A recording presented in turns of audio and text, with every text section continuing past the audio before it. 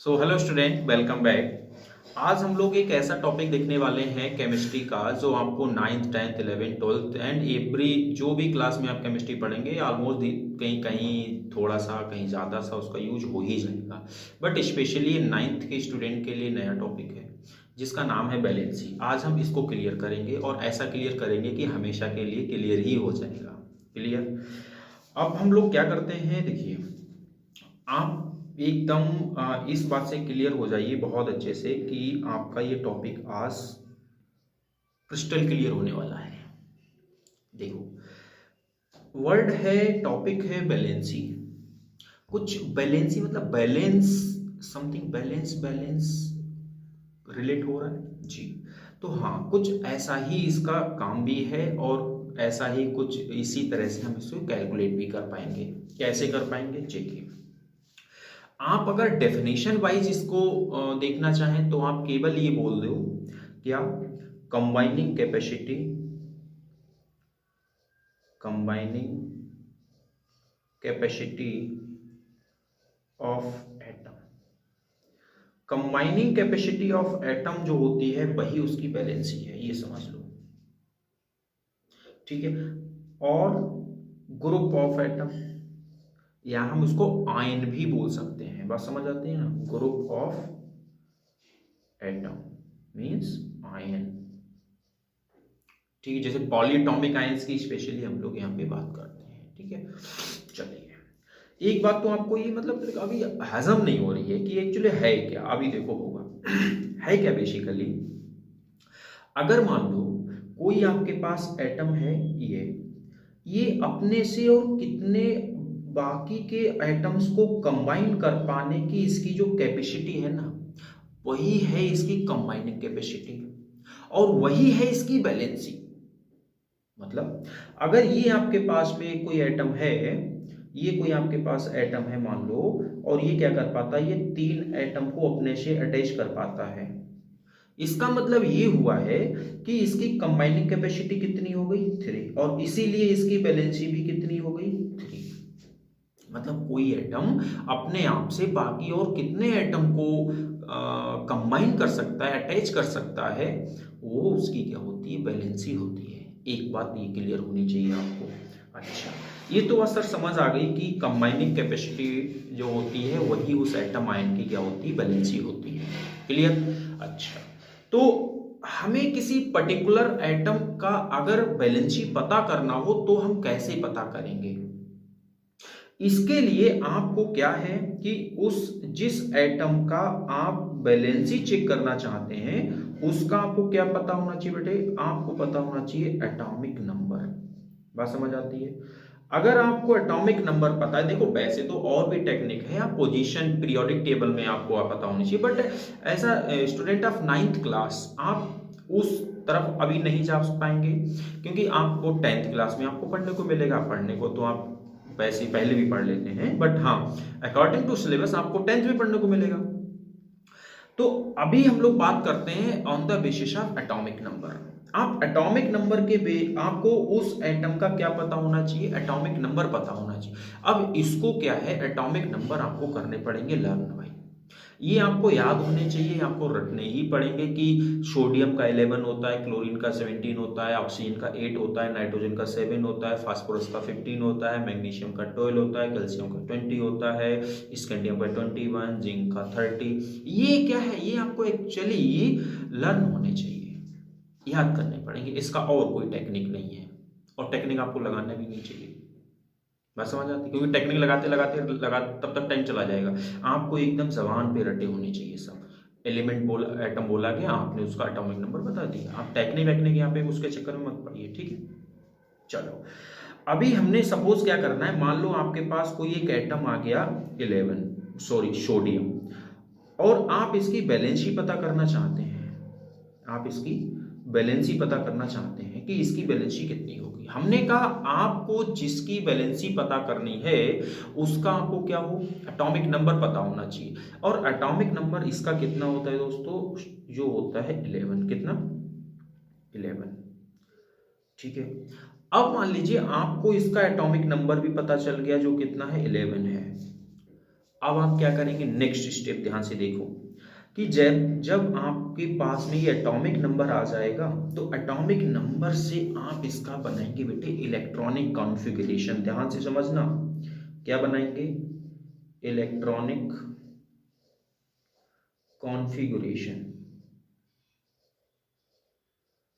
बात समझ आती है? इलेक्ट्रॉनिक कॉन्फ़िगरेशन आप कैसे बनाएंगे उसका भी छोटा सा टेक्निक है, ध्यान से देखो। एक्चुअली इलेक्ट्रॉनिक कॉन्फ़िगरेशन होता क्या है, आपको पता होना चाहिए कि ये जो एटम है ना, इस एटम का मान लो ये न्यूक्लियस है, एंड अराउंड द न्यूक्लियस क्या होते हैं, ऑर्बिट्स होते हैं। और आपको और भी एक चीज पता होगी बेटे कि ये जो आपके पास में क्या है, ये जो न्यूक्लियस है ना, इसमें इस एटम के अंदर जो 3 टाइप के बेसिक मेनली पार्टिकल होते हैं, प्रोटॉन एंड न्यूट्रॉन अवेलेबल होता है, एंड बचे हुए जो इलेक्ट्रॉन्स होते हैं ना वो इन ऑर्बिट्स में प्रेजेंट होते हैं। बात समझ आती है?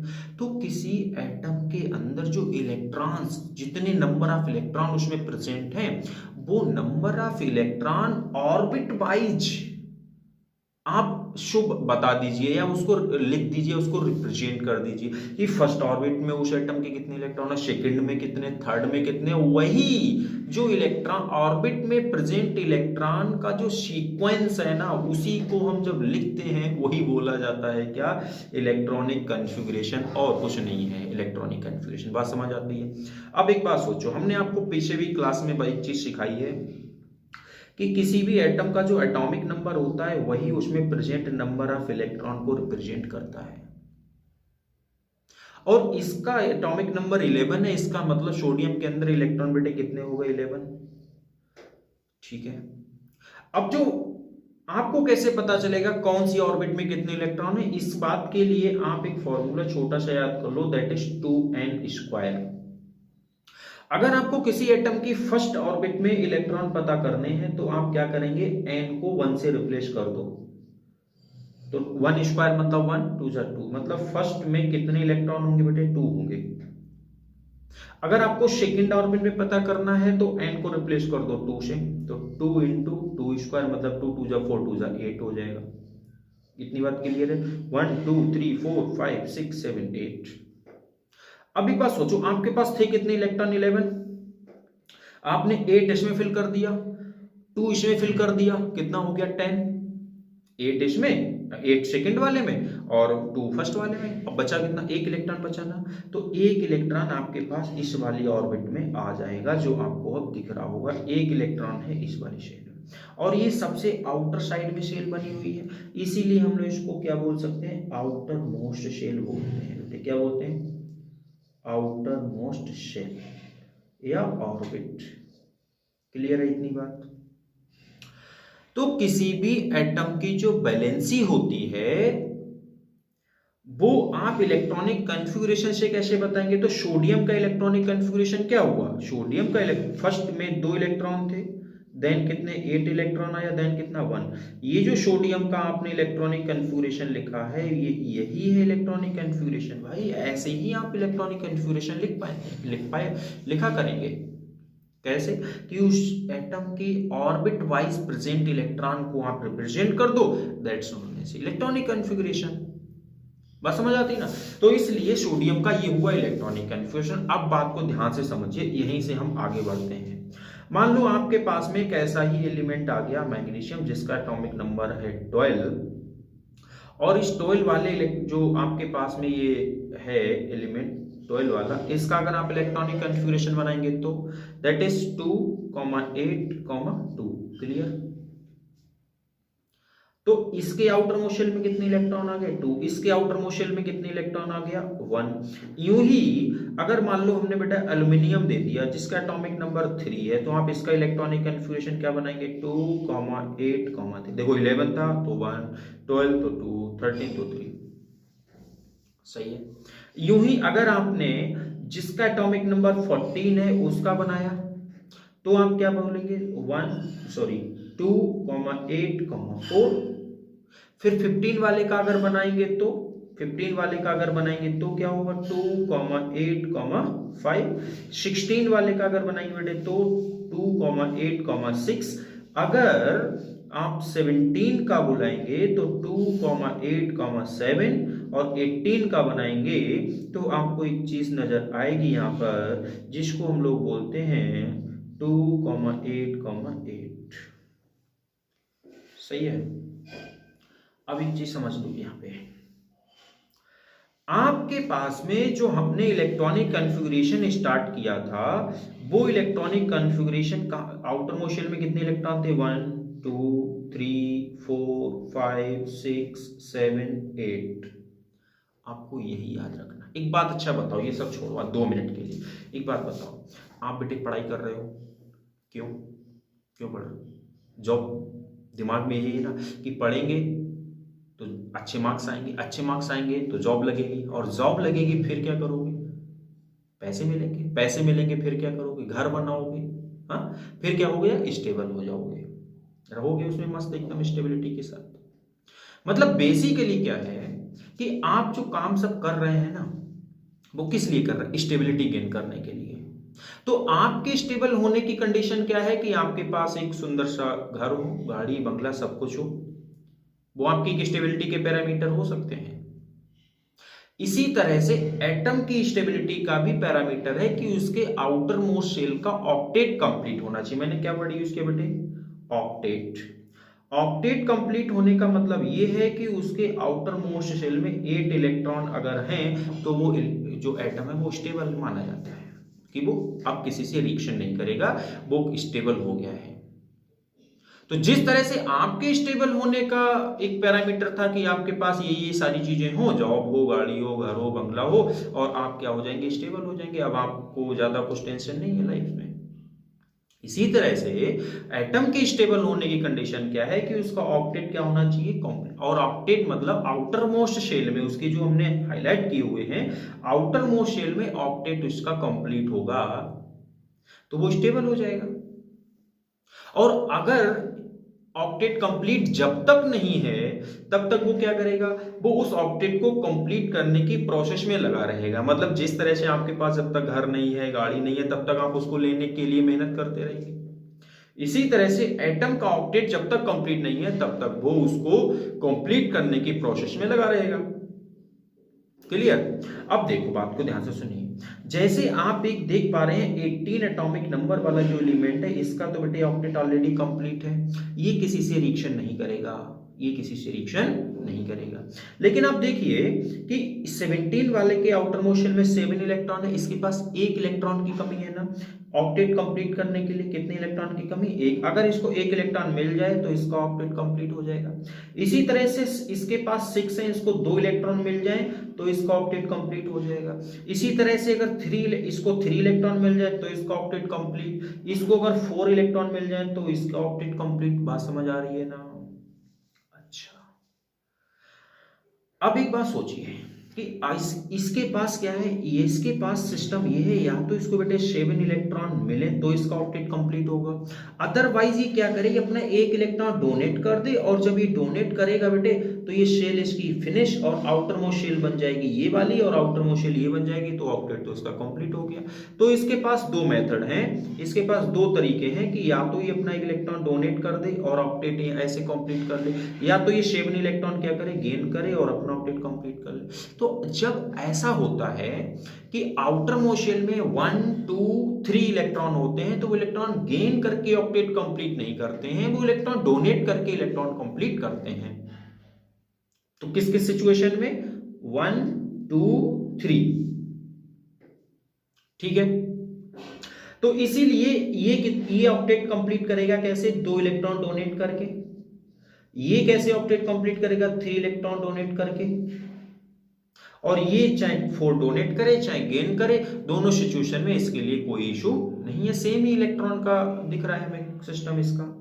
अब एक बात सोचिए कि इन एटम्स ने अपना ऑक्टेट कंप्लीट करने के लिए 2 तरह की प्रोसेस फॉलो करी। या तो ये इलेक्ट्रॉन गेन करके ऑक्टेट कंप्लीट करते थे, अब या तो ये इलेक्ट्रॉन डोनेट करके करेंगे। तो कोई भी एटम अपना ऑक्टेट कंप्लीट करने के लिए जितने भी नंबर ऑफ इलेक्ट्रॉन डोनेट करता है या जितने भी नंबर ऑफ इलेक्ट्रॉन गेन करता है, वही नंबर ऑफ इलेक्ट्रॉन उसकी क्या होती है? वैलेंसी होती है। बात समझ आ रही है? नहीं समझ आ रही? देखो, इसने अपना ऑक्टेट कंप्लीट करने के 1 इलेक्ट्रॉन गेन किया, इसका मतलब इसकी वैलेंसी कितनी हो गई? 1। इसने क्या, इसने एक भी इलेक्ट्रॉन, हमने कहा ऑक्टेट कंप्लीट है, ये किसी से रिएक्शन ही नहीं करेगा, तो इसकी वैलेंसी कितनी होगी बेटा? 0। क्लियर? एक बात और, तो इस तरह से आपको ये बात समझ आ जानी चाहिए यहां से कि बैलेंसी हम कैसे निकालेंगे। हमें सबसे पहले स्टेप, किसी का भी अगर बैलेंसी चेक करना है तो हमें क्या पता होना चाहिए? उसका जो है atomic number. Then second step आप उसका बनाएंगे इलेक्ट्रॉनिक कन्फिगरेशन, और इलेक्ट्रॉनिक कन्फिगरेशन बनाने के बाद आप चेक करेंगे आउटर मोस्ट शेल में इलेक्ट्रॉन उसके कितने हैं। अगर 1, 2 या 3 है तो वो इलेक्ट्रॉन डोनेट करके अपनी वैलेंसी को, अपना ऑक्टेट को कंप्लीट करेगा, और जितने इलेक्ट्रॉन वो डोनेट करके अपना ऑक्टेट कंप्लीट करेगा वो नंबर ऑफ इलेक्ट्रॉन उसकी क्या हो जाएगी? वैलेंसी हो जाएगी। इसी तरह से अगर जो है किसी एटम ने इलेक्ट्रॉन गेन करके अपने ऑक्टेट को कंप्लीट किया है तो वो उसकी वैलेंसी उतने इलेक्ट्रॉन हो जाएंगे। अगर 2 इलेक्ट्रॉन गेन करके वैलेंसी ऑक्टेट अपना कंप्लीट कर रहा है तो उसकी वैलेंसी 2 हो जाएगी। अगर 3 कर रहा है तो 3 हो जाएगी, 4 तो 4, 5 तो 5। आ रही ना बात समझ? तो इस तरह से भी हम लोग इसकी बात कर सकते हैं, और भी बहुत सारे तरीके हैं, लेकिन आपको अभी as a 9th class student आपने दिमाग में इस प्रोसेस को पहले डालने की कोशिश करिए। बात क्लियर है इतनी? आई होप आपको समझ आ गया होगा आप बैलेंसी कैसे निकालेंगे। मैं कुछ और एग्जांपल लेता हूं, उस सिचुएशन में आपको ये चेक करना है। आप वीडियो वहीं पे पॉज करेंगे और अपने आप एक बार इलेक्ट्रॉनिक कन्फिगरेशन लिखेंगे। आफ्टर दैट आप हम जो आंसर लिख के दिखाएंगे आप उससे मैच करके देखेंगे। अगर आपने ऐसा काम कर लिया मतलब आपका कॉन्सेप्ट क्लियर हो गया। चलिए चेक करते हैं।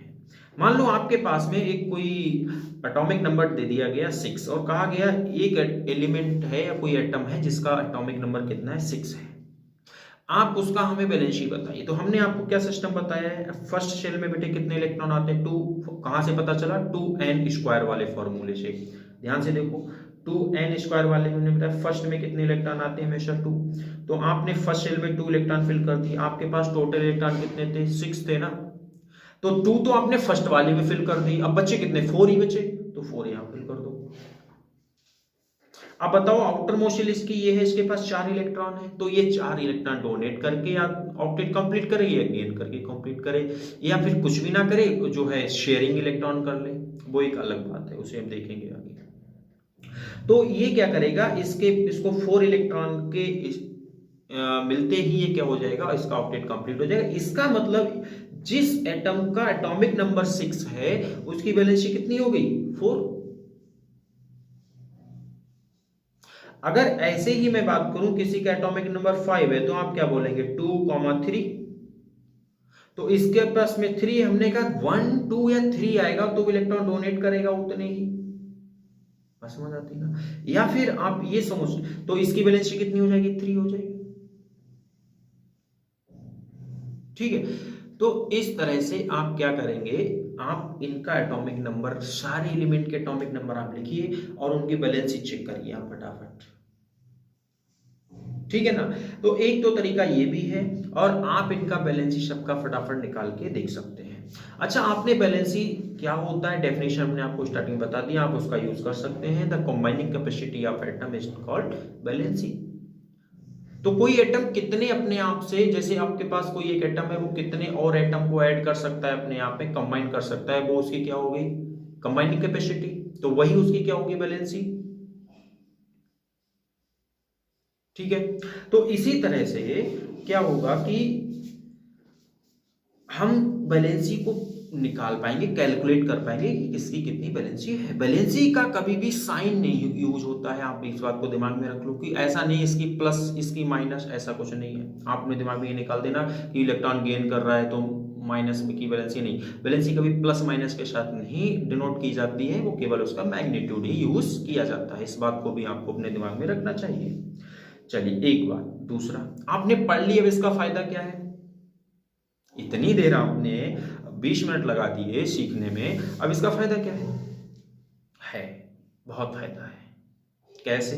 देखो, मान लीजिए आपसे कहा गया कि भाई हाइड्रोजन और ऑक्सीजन अगर कंबाइन करेगा तो बताओ क्या बनेगा। तो ऐसी सिचुएशन में आपको बैलेंसी वाला कॉन्सेप्ट हेल्प करेगा। कैसे? आपको यहाँ पे हाइड्रोजन का बैलेंस शीट पता होना चाहिए और ऑक्सीजन का बैलेंस शीट पता होना चाहिए। हाइड्रोजन का एटॉमिक नंबर 1 होता है और ऑक्सीजन का एटॉमिक नंबर 8 होता है। अब भाई 1 है तो इसका तो बस इलेक्ट्रॉनिक कन्फिग्रेशन 1 ही रहेगा और इसका बैलेंस शीट कितना हो जाएगा 1। ऑक्सीजन का 2,6 इलेक्ट्रॉनिक कन्फिग्रेशन, तो इस सिचुएशन में इसका ये 2 इलेक्ट्रॉन गेन करेगा और इसका क्या हो जाएगा ऑक्टेट कंप्लीट, इसीलिए इसकी वैलेंस शीट कितनी 2। और जब ऐसा होगा तो अब आप क्या करेंगे कि इनकी वैलेंसी को आप उसकी के नीचे लिख लीजिए और क्रॉस मल्टीप्लाई करा दीजिए, तो यहाँ पे 2 आ जाएगा, H के पास क्या आ जाएगा 2 और 1 आप यहाँ पे लिखो या मत लिखो वो एक ही बात है। तो बेटे हाइड्रोजन और ऑक्सीजन कंबाइन जब होता है इस रेशियो की तो हम क्या बोलेंगे उसे कि H2O का फॉर्मेशन हो जाएगा, ठीक है ना। इसी तरह से अगर आपसे कहा जाए बताओ Mg और Cl अगर कंबाइन होंगे, क्लोरीन मैग्नीशियम से क्लोरीन अगर कंबाइन होगा तो क्या किस कंपाउंड का फॉर्मेशन होगा?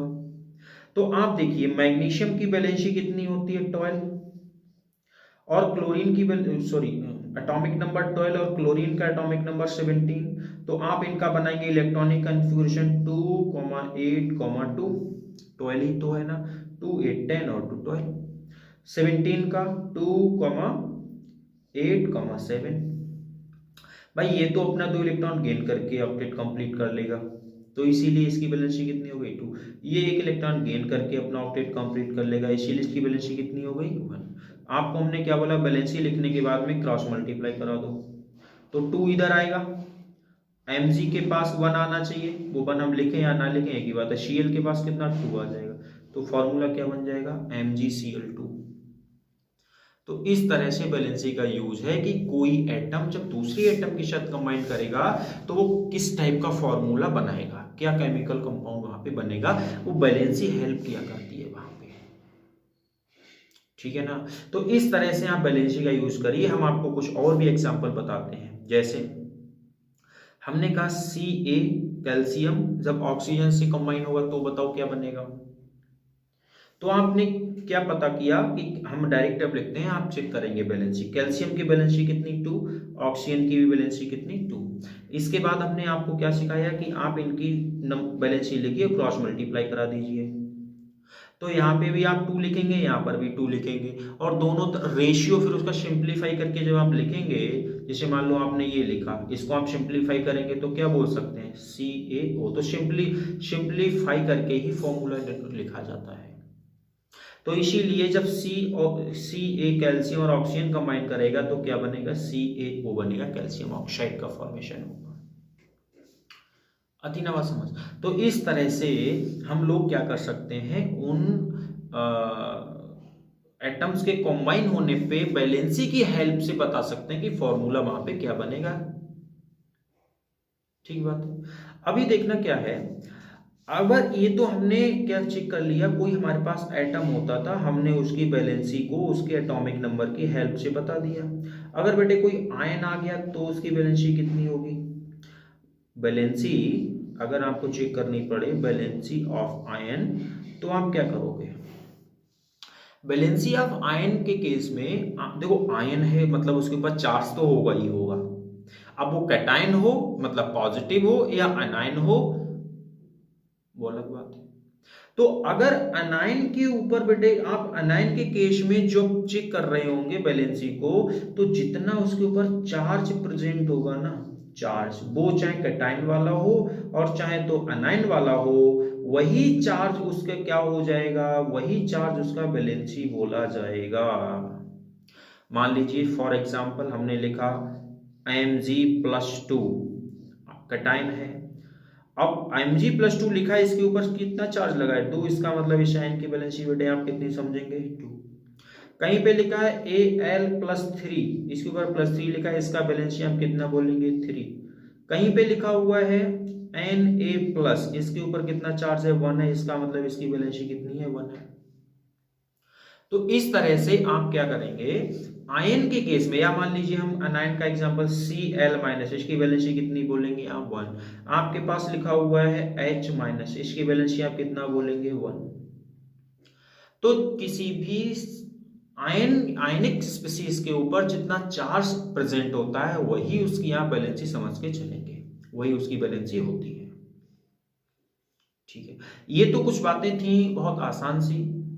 अभी आसान ही, ये टॉपिक ही आसान है। तो अगर हम लोग इसको मान, अब देखो हमने आपको एक चीज बोली थी कि हम एटम का तो वैलेंसी चेक कर लेंगे उसके एटॉमिक नंबर का यूज करके, उसका इलेक्ट्रॉनिक कन्फिग्रेशन बनाएंगे एंड देन आप उसका क्या करेंगे, वैलेंसी पता करेंगे। आयन के ऊपर चार्ज होगा जितना, देखो आयन पॉलीएटॉमिक आयन अगर आ गए, in case of polyatomic ion, polyatomic ions जैसे हमने कहा बेटे OH माइनस, हमने कहा CO3 2 माइनस, मैंने कहा आपसे कि HCO3 माइनस, ठीक है। हमने आपसे कहा कि भाई बोल दीजिए कि PO4 माइनस, हमने कहा आपसे SO4 2 माइनस। तो इस तरह से देखिए नंबर ऑफ एटम्स क्या कंबाइन होके आयंस बना रहे हैं, इनका भी सेम कहानी है। जो इसके ऊपर चार्ज प्रेजेंट है ना इन पॉलीएटॉमिक आयंस के ऊपर, वही इनकी वैलेंसी है। ठीक है ना। तो आपको चाहे पॉलीएटॉमिक आयन हो चाहे सिंपल आयन हो, दोनों ही सिचुएशन में आपको चार्ज देखना है और वही उसकी वैलेंसी यूज करनी है। अगर मान लीजिए फॉर एग्जांपल आपसे कहा जाता है कि भाई आप हाइड्रोजन और SO4 2 माइनस को कंबाइन करके बताइए क्या बनेगा, तो हाइड्रोजन की तो बैलेंसी आप जानते हैं 1 होता है, इसकी बैलेंसी क्या समझेंगे, इसकी बैलेंसी यही 2 है। हमने कहा बैलेंस के केस में माइनस प्लस का कोई काम नहीं है, यहाँ पे 2, तो आप इसका क्या कर दो, क्रॉस मल्टीप्लाई करा दो और देखो 2 यहाँ पे जा रहा है, दैट इज H2, इधर क्या था आपके पास SO4, फॉर्मूला क्या आ जाएगा बेटा H2SO4। हमने आपसे कहा कि कैल्शियम जब CO3 2 माइनस से रिएक्ट करेगा, देखो ये हमने एक आपको इधर एग्जांपल लिखा हुआ है, तो इसकी वैलेंसी आप कितनी बोलेंगे 2, इसका और कैल्शियम की पीछे वैलेंसी आपको पता क्या है, तो ये क्रॉस मल्टीप्लाई करेंगे और जब सेम नंबर होते हैं तो उसका सिंप्लीफाई करने पे 1 1 ही आ जाता है, पीछे भी एक एग्जांपल बताया था। तो बेटे सिंप्लीफाई से करेंगे तो CaCO3 हो जाएगा। ठीक है ना। तो इस तरह से आप पॉलीएटॉमिक आयन के केस में भी आप जो है उनको कंबाइन करके केमिकल फॉर्मूला इजीली बता सकते हैं। बट आपको बस ये पता हो कि उस पर चार्ज कितना है, वो आपको याद करना पड़ेगा। वैसे है इसका टेक्निक, याद करना नहीं है, लेकिन अभी आप 9th क्लास में क्या करिए कि थोड़ा सा आपकी एनसीईआरटी में जितने आयंस दिए हुए हैं आप पहले उन पे ग्रिप बना उनको थोड़ा सा याद कर लीजिए। वैसे है इसका सिस्टम, ठीक है, कि पता चल जाता है हम लोगों को चार्ज कैसे आता है, कितना चार्ज इस पे क्यों आया, वो भी सिखाएंगे आपको आगे। तो इस तरह से हम लोग दो स्पीसीज को कंबाइन करने के बाद में क्या फॉर्मूला बनेगा वो हम बैलेंसी की हेल्प से वहां से चेक कर लिया करेंगे। ठीक है, हम आपको इस टॉपिक से रिलेटेड कुछ क्वेश्चंस डिस्क्रिप्शन में एक जो है PDF आपको मिल जाएगा, वहां से आप डाउनलोड करिए उस PDF को और वहां से जो क्वेश्चंस हैं उनको आप लगाइए, सेम कॉन्सेप्ट से रिलेटेड हैं। ठीक है, एक तो काम वो करना है, कुछ और भी कुछ क्वेश्चन बैलेंसी से रिलेटेड आते हैं वो भी हम आपको वहां पर जो है ऐड कर देंगे, आप उनको ट्राई करिए। ठीक है, और फिर हम लोग देखते हैं इसको आगे। चलिए क्वेश्चन हम आपको बताते हैं। देखिए मान लीजिए क्वेश्चन, देखो कॉन्सेप्ट सेम ही है, आप उसको किस तरह से क्वेश्चन आपसे पूछा जा रहा है। मान लीजिए आपसे बोला गया right the chemical formula, right the chemical formula when A react with B, A has in outermost shell,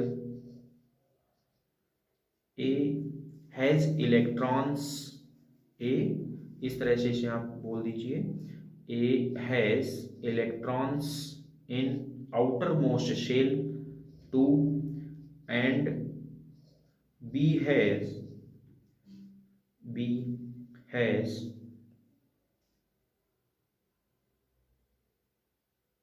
7।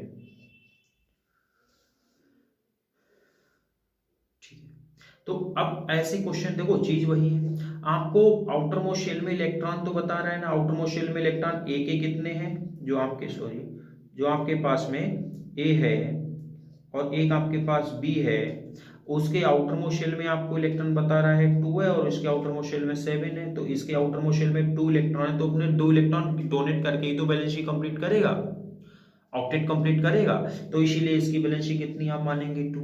इसके आउटर मोस्ट शेल में 7 इलेक्ट्रॉन है, ये 1 इलेक्ट्रॉन गेन करके ऑक्टेट कंप्लीट कर लेगा, इसीलिए इसकी बैलेंस शीट कितनी हो गई 1। क्रॉस मल्टीप्लाई करा देंगे, क्या फॉर्मूला बन के आएगा बताइए, तो AB2 यही तो आएगा। तो क्वेश्चन बनाने का कुछ भी तरीका हो सकता है, लेकिन आपको ये पता, कॉन्सेप्ट क्लियर होना चाहिए कि ये क्या हमसे करवाना चाहता है।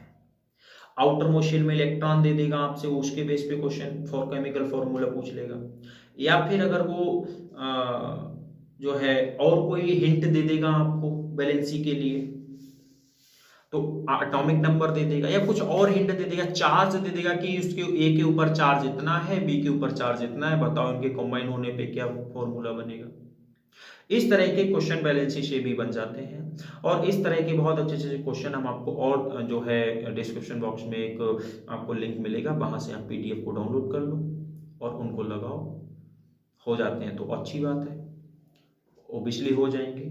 आसान सा कॉन्सेप्ट है, आप इसको सीख लीजिए, और ये आपको आगे कभी हर 9th 10th 11th 12th हर जगह कॉन्सेप्ट आपको ये काम में आने वाला है। ठीक है, तो आज के लिए हम लोग इतना ही रखते हैं, और आगे नेक्स्ट वीडियो में देखने वाले मोल कॉन्सेप्ट, एक छोटा सा टॉपिक बचा हुआ है, उसे भी हम लोग कवर करेंगे। ठीक है, so thank you so much, all the best.